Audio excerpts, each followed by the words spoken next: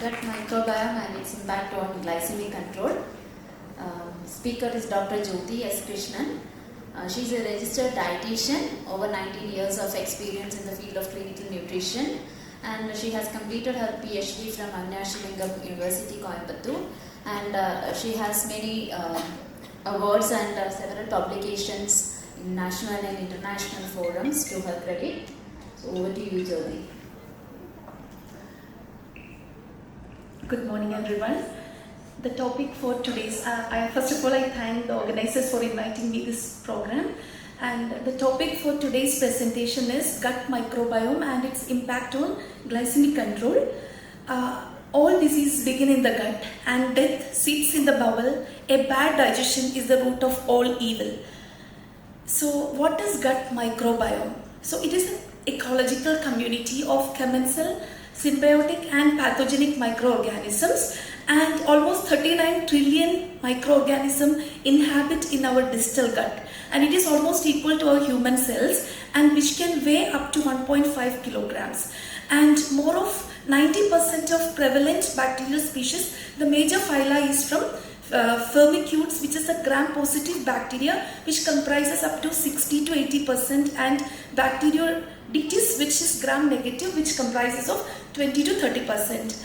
And the dominant phyla is, as I said earlier, that is Firmicutes and Bacteroidetes. Other than that, Actinobacteria, which is majorly Bifidobacterium, which is an important phyla which is found early in the life of an individual and which can majorly contribute to immune and gut development. And it is very important to maintain the ratio of Firmicutes and Bacteroidetes ratio, which is an indicator for gut microbiome balance and which is linked to metabolic and other inflammatory states in most of the subjects. Then pathophysiology and gut microbiome in diabetes. We know that type 1 diabetes is mostly due to autoimmune destruction, and the gut dysbiosis is a major trigger for immune activation. And there are low butyrate producing bacteria and lower levels of bifidobacterium in the early stages of children. And in type 2 diabetes, it is mostly due to insulin resistance and beta cell dysfunction, where we can see altered gut microbiota, especially an increased rate of Firmicutes and Bacterocyte ratio along with Proteobacteria. And there is also decreased levels of short chain fatty acid producing bacteria, and also gut derived metabolites will be low, which will influence glucose metabolism.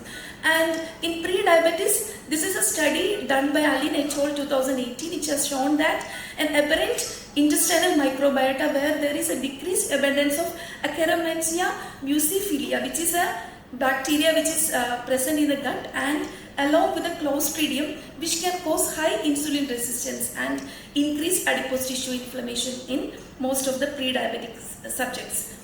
And the next is major bacterial groups in the GI tract. We know that gut is a real functional organ, and almost all organs are presented with the microorganisms in stomach, duodenum, jejunum, ileum. Everywhere it is present, but colon is the most abundant site of most of the Firmicutes and bacteriocytes. And role of gut microbiome in maintaining health, we know that bacteria is actually fermenting the fibers in the gut, and which is producing short chain fatty acids, which are acetates, propionates and butyrates, which are causing the major metabolic health and gut health, major contributor for the gut health. And the second factor is the immune modulation, where the intestinal microbes will strengthen the intestinal barrier and stop the harmful germs to settling there, and thereby reducing the inflammation. And third one is the metabolic regulation, where the gut microbes send chemical signals and neuroendocrine signals, and it can also influence the gene and help to control the storage of fat, balance of energy and response to insulin. So what is gut microbiota can do with diabetes? So dysbiosis is linked to insulin resistance and inflammation. It was already said that there is a low abundance of most of the Firmicutes such as Akkermansia musciphilia, butyrate producers, low levels of Bifidobacterium, Faecobacterium, etc. And there will be a decreased ratio of Firmicutes to Bacteroidetes. And there are also overgrowth of pro-inflammatory species such as proteobacteria, which can reduce short-chain fatty acid production, metabolic endotoxemia. Metabolic endotoxemia is a condition where lipopolysaccharides from the gram-negative bacteria is entering the circulation and triggering the inflammation. And all these can contribute to impaired GLP secretion and altered gut-brain axis signaling and can contribute to type 2 diabetes. So this is a study which is published in 2021 where the microbiome changes after type 2 diabetes treatment, which is a systematic review in which there were several treatments were done basically with OHAs, bariatric surgery, probiotic, prebiotic, symbiotic treatments were done, and they had found out that most of the treatments had resulted in increased abundance of firmicutes and proteobacteria along with the glycemic control. So among that, bariatric surgery has caused the most increased abundance of firmicutes and proteobacteria, so that it can be concluded that all the treatments are positively affecting the gut, especially the bariatric surgery. Then mechanism of gut microbiome to glycemic control. We know that short chain fatty acids are the metabolites which are controlling the insulin responses, and major metabolites are butyrate, propionate and acetates. Among these, butyrate is the major energy source for the colonocytes and which can improve the gut barrier integrity along with an anti-obesogenic action, and which can stimulate leptin, which is an anorexigenic hormone, thereby decrease the appetite of the person. And propionate is another one which can regulate the gluconeogenesis in the liver by stimulating satiety hormones, peptide YY and GLP-1, and it is also an anti-obesogenic part. And acetate is another one which can cross the blood-brain barrier and can influence the appetite regulation. Most of the acetates are obesogenic property holders and which can influence ghrelin secretion and promote fat storage. So butyrate and propionate are good, whereas acetate is not so good for ours. So then mechanism of bile metabolism. So gut microbiomes helps to convert the primary bile acids to secondary bile acids and thereby regulating the metabolism, and it can also activate the sensors in the gut, liver and pancreas, which are majorly TGR5 and frezinoid X receptors. These are the sensors which can impact glucose and lipid metabolism, and further which can influence the hepatic insulin sensitivity, and this biosis can disrupt the mechanism and can cause impaired glucose regulation and metabolic dysfunction. Then microbiome, gut barrier integrity. Butyrate is a main contributor for maintaining the tight junction between the intestinal epithelial cells, which act as a barrier allowing the nutrient absorption while keeping the pathogens and toxins out. And if we have a leaky gut or a compromised gut barrier, it can cause metabolic endotoxemia that can cause more harmful results. And incretin secretion is another factor where the microbial metabolites will activate the SCFA and the secondary bile acids and stimulate the L cells in the gut to produce incretins. Major incretins are GLP-1 and peptide YY, which can stimulate insulin secretion, inhibit glucagon release, which can increase the satiety, reduce the appetite and delay the gastric emptying. This is a PREDICT study in which the personalized nutrition by prediction of glycemic responses was done. This is a machine learning algorithm which integrates blood parameters with the dietary habits along with the anthropometric and physical activity, in which a randomized control trial, blinded randomized control trial was done, and the algorithm actually the alteration in the gut microbiota and lower postprandial levels were noticed in those patients who were given personalized diets. So gut microbiota modulators are majorly prebiotics, probiotics, postbiotics, symbiotics, and even fecal microbiota transplantation can also help. So what is the role of fiber as a carbohydrate in diabetes management? the quality of fiber is very important when compared to the quantity. High consumption of fiber has been associated with better glycemic control. So in current data is showing that in Indian population, the fiber intake is up to 15 to 41 gram, and it is very important to incorporate plant-based diets along with 40 grams of fiber in the diet. In that, the soluble fiber should be at least 10 to 20 gram per day. And prebiotics are the fermentable fibers which can be fermented in the colon by the bacteria. As I said earlier, it can regulate the glycemic control by production of SCFA and enhance gut barrier integrity, also by immune modulation by decreasing interleukin 6 and TNF alpha and thereby decreasing the insulin resistance, delayed gastric emptying. So these are the different types of fibers, of which the resistant starches and most of the non-starch polysaccharides except cellulose are the fermentable ones, and which are considered as prebiotics, which includes hemicellulose, pectin, polyfructose, fructan or inulin, hydrocolloids. All these are present in natural food items like oats, corn, seeds, and pectins are present mostly in fruits. Inulin is present in chicory, onion and garlic, and colloids are present in gum, aloe vera, legumes and nuts. And resistant starches are different types, which are from resistant starch 1 to 4.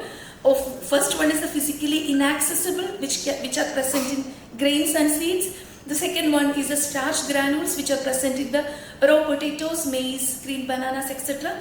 Third one is the gelatinized or retrograded physically modified one, which is present in cooked and cooled food items. Then esterized or etherized or chemically modified one, which are majorly present in bakery products such as bread and biscuits. Then the fifth one is the amylose lipid complexes, which are present in the cooked food items. And the third category is the resistant non-digestible oligosaccharides, which are galacto-oligosaccharides, which are even present in the milk. Then fructo-oligosaccharides are present in asparagus, onion, garlic, etc. Xylo-oligosaccharides. The resistant maltodextrin, which is usually present in industrial products. Galactosidase, which is present in beans, lentils, peas, legumes, etc. So then, what is the role of probiotic? Similar to the prebiotics, it is live microorganism which can confer benefits when administered in adequate amounts, and it can also cause eubiosis, whereby increasing the production of metabolites such as SCFA and increase gut permeability. It is similar to that of prebiotic, but except it can decrease the activity of DPP4, which is a particular kind of protein which is present in the gut. And the key strains of glycemic benefits are lactobacillus strains are mostly beneficial, of which gut integrity and reduced inflammation can occur with the lactobacillus supplementation. Bifidobacterium can reduce the fasting blood glucose. Akkermansia mucifilia, which is a mucin layer, it feeds on the mucin layer and which can help to improve the insulin resistance. Then symbiotic is a synergistic mixture of probiotic and prebiotic that can enhance the activity, and which are two types are there, complementary, where pre and probiotic act independently. The second one is synergistic, where prebiotic can specifically enhance the probiotic. The mechanism is same, but the combination is usually lactobacillus acidophilus with inulin. How we have to supplement these? By including the probiotic as 10 raised to 9 to 10 raised to 10 CFU, along with at least 2 grams of prebiotic, especially inulin. In this study, inulin with the acidophilus has decreased FBG and HOMA-IR in most of the subjects, and it also helps to reduce the oxidative stress and lipid profile in type 2 diabetic patients. And the symbiotic, this is a study where 200 ml of symbiotic shake was given with lactobacillus, bifidobacterium and 2 grams of oligofructose, which has increased the HDL levels and reduced the fasting glycemia in diabetic subjects. The last topic is a postbiotic. Postbiotic is a viable microbial cell fragments or metabolites that can provide physiological benefits. So the SCFA, the exopolysaccharides, all these can directly feed the colon cells and reduce inflammation and support gut health, which can help digest fat, lowers cholesterol, protect cell from damage and improve the gut barrier. And there are the butyrate is available as sodium butyrate. It can be provided up to 300 to 600 milligrams can be given as capsules. And other than that, there are some bacterial lysates which can also be provided as almost the recommendation is up to 7 milligram per day. These are the consensus based clinical recommendations where probiotic symbiotic has moderate evidences by Espen and Aspen, where the effect size of reducing HbA1c levels were found to be 0.3 to 0.5%. Prebiotic fibers have a strong evidence where there is an increased improved glycemia and decreased fermentation. Higher fiber and low GI diets are almost recommended in all guidelines, but microbiome screening is not routinely seen in all the guidelines. So the key messages of my topic is gut bacteria especially produce short chain fatty acid which can enhance insulin sensitivity and reduce inflammation. Certain microbes affect the gut barrier, preventing the leaky gut and reducing metabolic endotoxemia. Microbial metabolites can directly interact with hormones involved in appetite and glucose regulation. Diet, prebiotic, probiotic and postbiotics can positively shape the microbiome and improve the glycemic response. Thank you. Thank you, Jyothi. Sorry for exceeding the time. No, that's okay. So, any questions?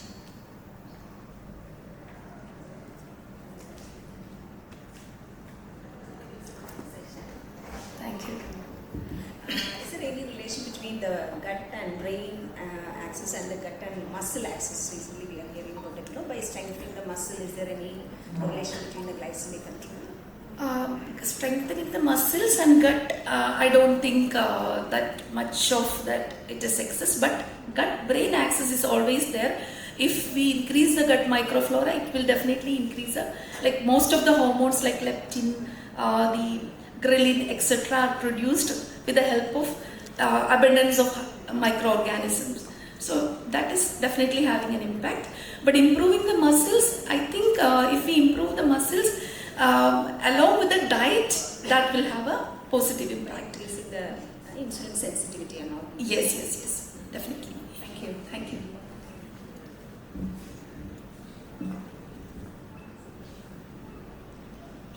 No more questions. I think we can wind up the session. Thank you, Jyothi, and thank you, Leena ma'am, for the wonderful sessions. Thank you. Thank you, speakers and chairperson, for the informative session.